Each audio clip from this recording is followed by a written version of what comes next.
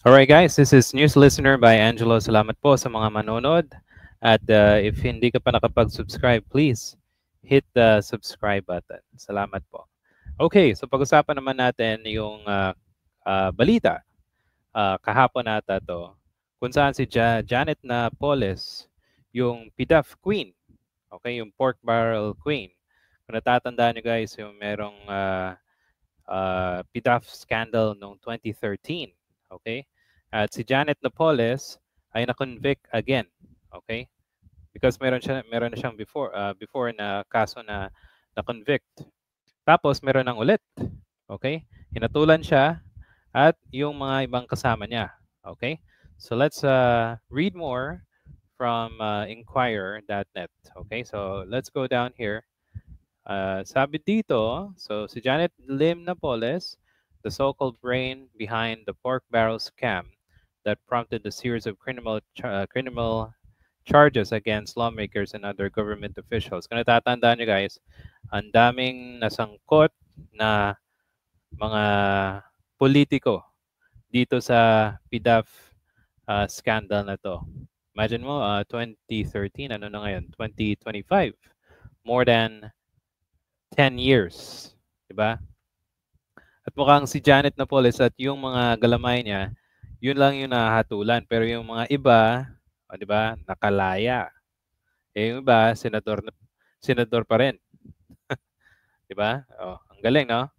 Okay. Now, this time, it is a case involved diversion of 7.55 million PDAF of former Davao del Sur Representative Mark Douglas Cagas the fourth. So meaning, kung meron kang kabalbalan na nagawa ay ikaw na kasuhan ng korupsyon. Okay? Imagine, dekada yung magiging more than decades yung magiging pagkakakulong mo. Oh, so tatanda siyang nasa kulungan. Okay, punta tayo sa baba. Sandigan Special Third. Okay, yung mga kasama niya dito, which is Dennis Cunanan. Tapos yung si Maria Las Camana. Okay. At sino pa? Si Roda Mendoza. Okay. So the TRC was identified one of the agencies that implemented the projects under PDAF. Kasi ang nangyari, yung pondo napupunta sa mga sa mga non-government organization, 'di ba? Tapos ano nangyayari sa pera ay ayun, nananakaw. Okay, so 140-page decision promulgated on Friday, Sandigan Bayan found 2 counts of graft and another 2 counts of malversation. Oh, yun. 'Di ba? Dalawang counts ng graft and malversation. So, ang nahato sa kanya, 55, nakalagay dito, 55 years. Okay?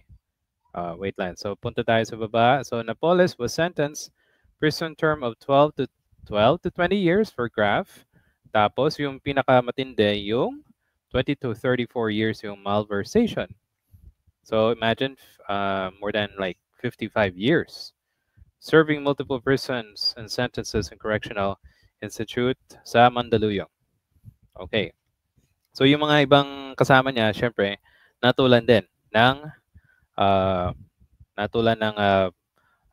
makukulong, 'di ba? Okay.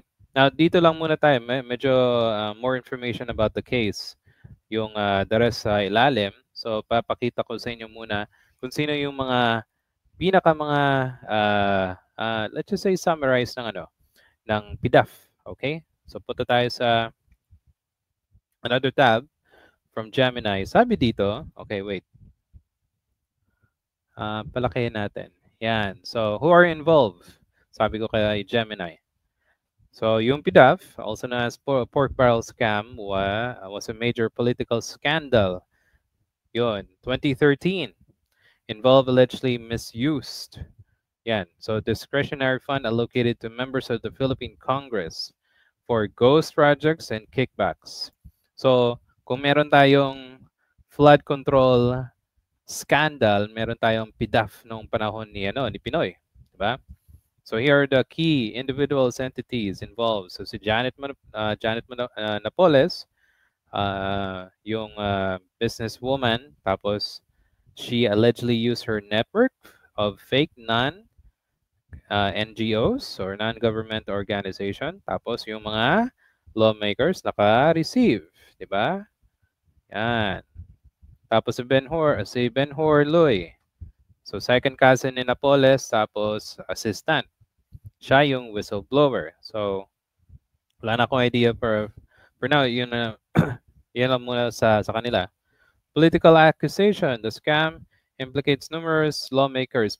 Pero yung mga pinaka-prominente, si Jinggoy, yung senador na ngayon, si The Legend, Juan Ponce Enrile, tsaka si Ramon Bong Revilla. Okay, others were in organization implicated. So merong mga senador, yung mga other NGOs, okay, and ano pa, mga representatives, di ba? So kung titignan nyo guys, yung si Janet Napoles tsaka yung mga ibang na-convict ng korte. Pero yung mga representative tsaka yung mga senador, nasa ano pa rin nakalaya. So, meron akong natatandaan na isang quote galing kay the great Marian Defensor Santiago. Okay, sandali lang, titignan ko 'yan. Sabi niya dati, yan naman na, tell all na. Bakit? Kasi, ito, pupunta muna tayo sa Akbayan Party List na kanilang post noong 2013. Okay? At nasa news to dati. So, para mabilisan lang, sinabi niya noon, kung gusto mong siguro maging yung kanyang sentensya hindi mas mabigat. Sana inilabas mo na, 'di ba? Ibunyag mo na kung sino ang mga senador. Kasi siya lang naging kumbaga napain. Yung fall guy, kumbaga, ika nga. Okay, ito. Sa Akbayan Party, Citizen Action Party. So, Akbayan to Napoles, heed Miriam's advice, squeals on the pigs. O, diba? So, sabi niya, mo na, kumbaga, so, si Miriam, sabi niya, advises Napoles to tell all and squeal all the names of public official, creation and perpetration of multi-billion pork barrel scam. So, di ba?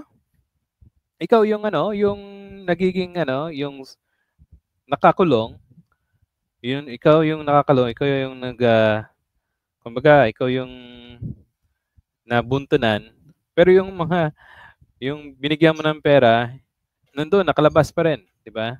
So sana, nag-isip-isip na lang si Janet Napoles na ang tagal mo nang nakukulong, tapos paano yung mga nabigyan mo ng pera? So di ba? Isip-isip na kasi hindi ka na diyan makakalaya kung ganun pa rin yung ganyan pa rin yung tinatago mo pa rin yung information, di ba? Oh guys, if you have any questions, you can look on this sa Akbayan Party List. Okay? And thank you. If you have any suggestions and comments, para sa atin, syempre, sana ibunyag na para another sa mga politikong na involved dito sa sa PDAF camp, 'di ba? Para para maubos na yung mga corrupt na mga walang kwentang mga politiko na sumisira sa ating kinabukasan, inuubos yung pera natin. Now, meron tayong flood control mess, 'di ba? Flood control scandal. Ayan na naman. Involved na naman yung politiko at yung mga contractors. So, sana matapos ito, 'di ba? So guys, thank you. And if you have any comments, please write it down and I'll see you next time. Salamat po.